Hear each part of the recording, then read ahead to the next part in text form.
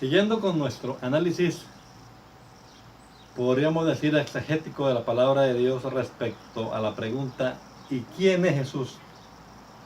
Sin olvidar lo que ya hemos visto, quiero darles una manera más, un método más, a través del cual se puede demostrar claramente que Jesucristo es el único y verdadero Dios. Alguien escribió acerca de Jesús: o Jesús es Dios, o era un hombre desquiciado, lunático, o un mal hombre, un hombre perverso que quiso engañar a la humanidad.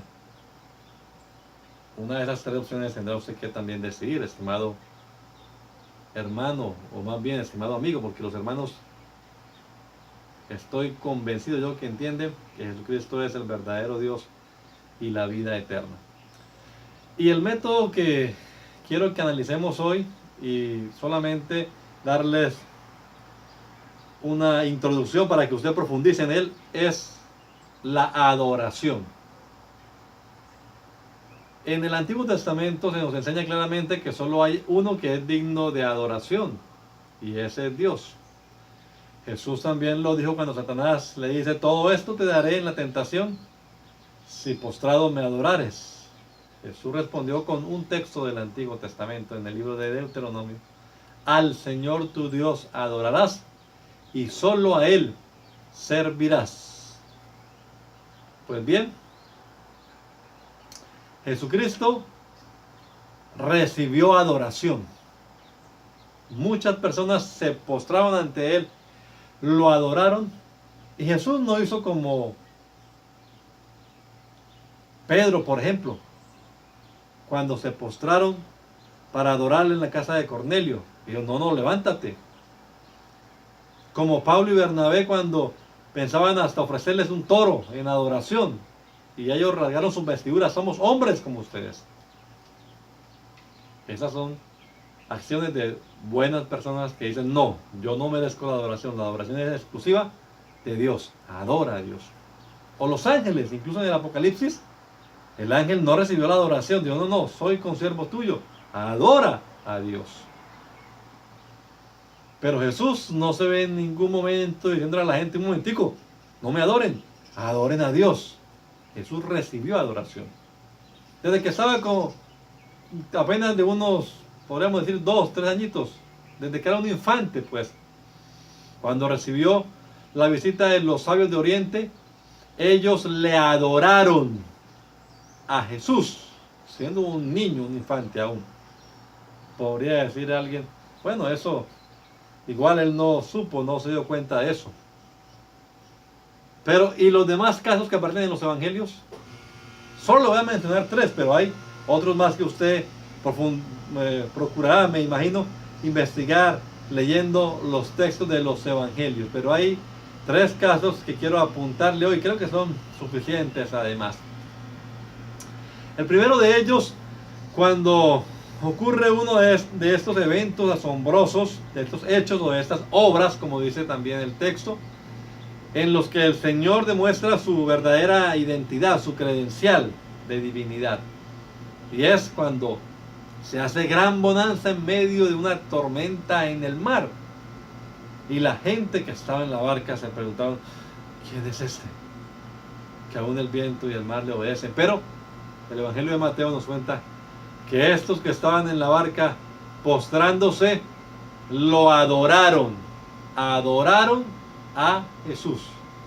Insisto, no lo reprende Jesús.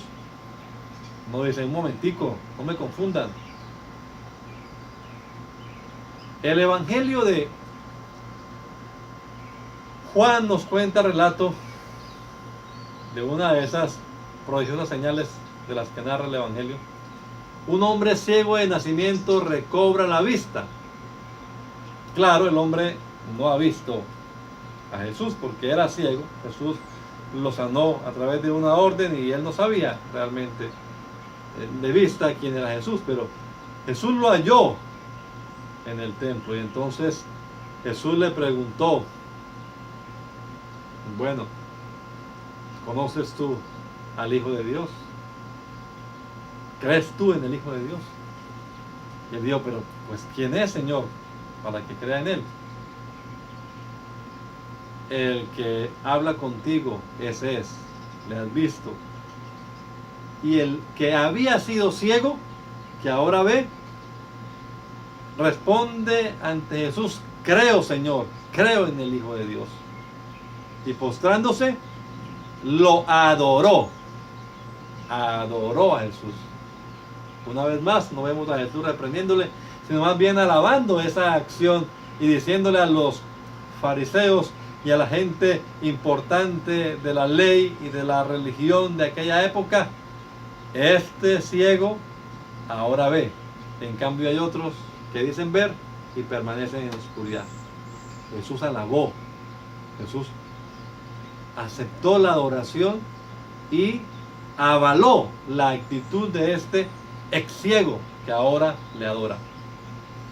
Y después de la resurrección de estas mujeres que son testigas en primera instancia de este acontecimiento sobrenatural, encontrando a Jesús, lo abrazan, se postran a sus pies, lo abrazan y lo adoran. Lo adoran. ¿Cómo es que Jesús recibe adoración si no fuese el único y verdadero Dios?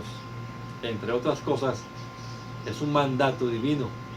Hebreo nos cuenta que cuando introduce el Señor al primogénito, dice, da una orden, adórenlo todos los ángeles del cielo. Los ángeles adoran a Jesús. La iglesia adora a Jesús.